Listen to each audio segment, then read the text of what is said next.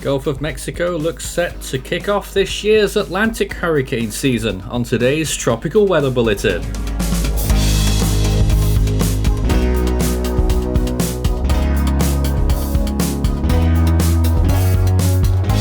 And now the latest around the wide world of tropics. Tropical Weather Bulletin for June 17.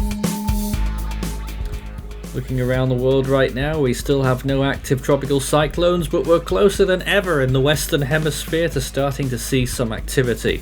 And indeed, we have several areas of interest, with one a high chance of development into the Western Gulf of Mexico, which I'm sure everyone by now is aware of.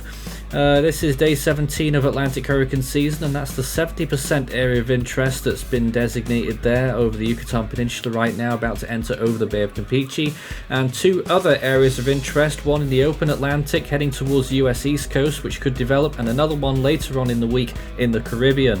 Day 34 in the Eastern Pacific, and we've got a 20% area of interest for another system that will be forming later this week into the weekend, and could end up in that same area as this original 70% system, so it's getting a little bit confusing, but we'll take them one at a time.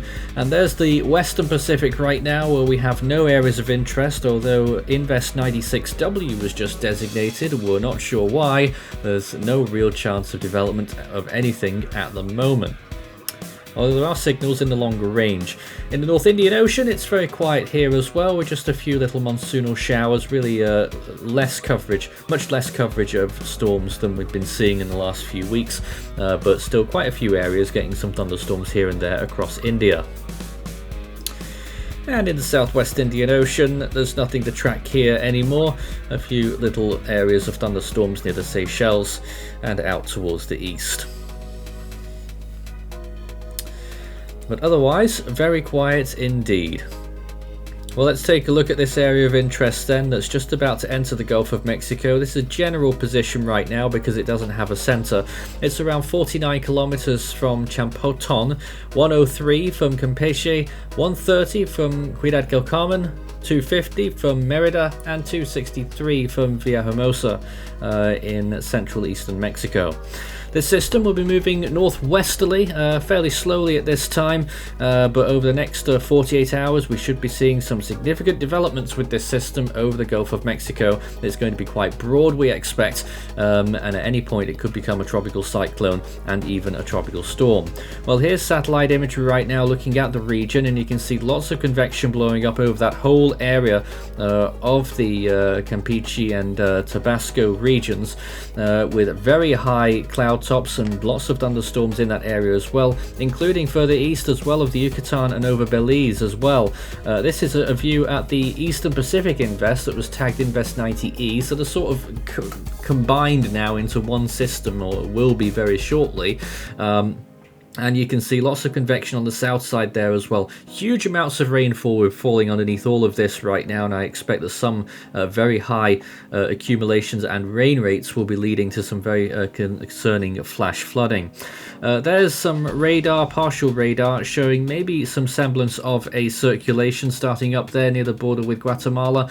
We'll have to wait and see whether that becomes more apparent. There's the east coast of the United States right now. There's some big storms blowing up over the northern plains. Out to sea, towards the bottom right of the picture there's an area of interest as well. That's the 30%. It's now on the top right of that screen there as we look at the Caribbean, and you can see all of those storms blowing up all over Central America there. A very wet picture from this tropical Gaia. Looking at the Eastern Atlantic off the coast of Africa, we're still not expecting much here yet, but you can see a few little thunderstorms starting up as they move through Western Africa. And this is the Eastern Pacific view, which we're still waiting for our first storm in the Eastern Pacific as well, which is quite unusual now at this point, but you can see lots of precipitation there. And in the Western Pacific, a very mixed picture here as well, with scattered thunderstorms all across the basin really, and over the western Philippine Islands. Some storms there in southern China, over Hainan Island as well. Looks like there could be a lot of rainfall in that. And this is the Arabian Sea, looking at a few little systems there that are moving off the coast of western India, but really not too much to talk about. And this is a precipitation graphic here, satellite derived, showing those precipitation values over Central America recently as well have been pretty high. Well, it's all helped by very warm sea surface temperatures, which stay warm there, 30 to 31 degrees Celsius quite easily in a few spots there. And as this system moves through the Gulf of Mexico, those temperatures staying good all the way up to its potential landfall in northern Mexico, Tamaulipas, or maybe in Texas. Looking at the further east off the east coast of Florida there, very warm waters there as well for this potential system that could be entering the picture. And in the western Pacific, we're looking at very high sea surface temperatures here over large parts of the Philippine Sea, especially further west, and in the South China Sea, where those temperatures are pushing 32 degrees Celsius.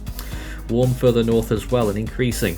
In the North Indian Ocean, those temperatures actually off the boil a little bit further now in the Bay of Bengal, as we're slowly exiting the initial season, the May-June phase, and then the October phase later on. In the Southwest Indian Ocean, those temperatures of course on the decline there still as well out of the season now in all of the southern hemisphere basins. A look at Australia, those temperatures really starting to decrease as well, only a few spots at 28 degrees now. And into the South Pacific, temperatures starting to decrease there as well, continuing to, I should say. A few spots near Fiji just about to drop below 26 degrees. But overall, those temperatures are pretty high compared to average. Let's take a look at the anomalies, and it looks like this. The Atlantic in particular, very warm compared to normal east of the Lesser Antilles out over the open ocean, where temperatures are up to 4 degrees above normal. Eastern Pacific is up a few spots up to 3 degrees above normal, and in the Western Pacific tropics 2 to 3 degrees above as well. North Indian Ocean, a few spots are warm there too. Subtropical zones as well are very warm there, you can see near Japan and off the east coast of the United States. Oceanic heat content has been stabilising in the Eastern Pacific. There's a few spots there out to sea for systems to take advantage of later on. We expect it should happen fairly soon. And in the Western Pacific, extreme values of oceanic heat content there. If a storm enters that area and has a decent time, it will be a rapidly intensifying storm, I would imagine. In the Atlantic, a few spots there where that's possible as well. South of Hispaniola, south of Jamaica, south of Puerto Rico, through the Lesser Antilles, and on towards western Cuba, through into the Gulf of Mexico. Western Gulf as well, starting to get a little spot there as well, increasing with oceanic heat content there too.